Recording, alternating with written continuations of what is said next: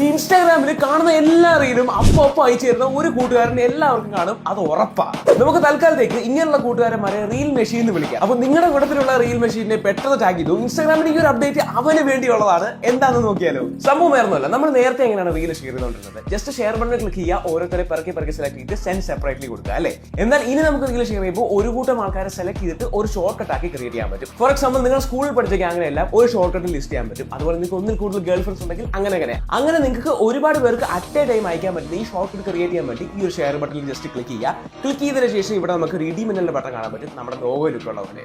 അതിൽ ക്ലിക്ക് ചെയ്തതിനു ശേഷം നിങ്ങൾക്ക് ആരൊക്കെയാണോ ആ ഷോർട്ട് കട്ടിൽ ആഡ് ചെയ്യേണ്ടത് അവരെ എല്ലാം സെലക്ട് ചെയ്യുക. സെലക്ട് ചെയ്തതിനു ശേഷം ഇവിടെ ചൂസ് ഇമോജി എന്ന് പറഞ്ഞ താഴെ കിടക്കുന്നുണ്ടല്ലോ, ഒരു ഇമോജി നിങ്ങൾ ചൂസ് ചെയ്തിട്ട് ക്രിയേറ്റ് ഷോർട്ട് കട്ട് കൊടുക്കുക. പിന്നെ എപ്പോഴെങ്കിലും നിങ്ങൾക്ക് റീൽ ഷെയർ ചെയ്യണമെങ്കിൽ ജസ്റ്റ് ഈ ഷെയർ ബട്ടൺ ക്ലിക്ക് ചെയ്യുക, ആ ഒരു ഇമോജി തൊട്ടിട്ട് സെൻഡ് ചെയ്ത് കൊടുത്താൽ മതി. നമ്മൾ നേരത്തെ ചെയ്തേക്കുന്ന എൻറ്റയർ ലിസ്റ്റിൽ വീഡിയോ പോകുന്നതായിരിക്കും. വേഗം തന്നെ നിങ്ങളെ ആ ഒരു റീൽ മെഷീൻ എങ്ങനെ അയച്ചു കൊടുത്തോ. വീഡിയോ ഇഷ്ടപ്പെട്ടെങ്കിൽ ഫോളോ ചെയ്യാൻ മറക്കണ്ട. മറ്റൊരു വീഡിയോ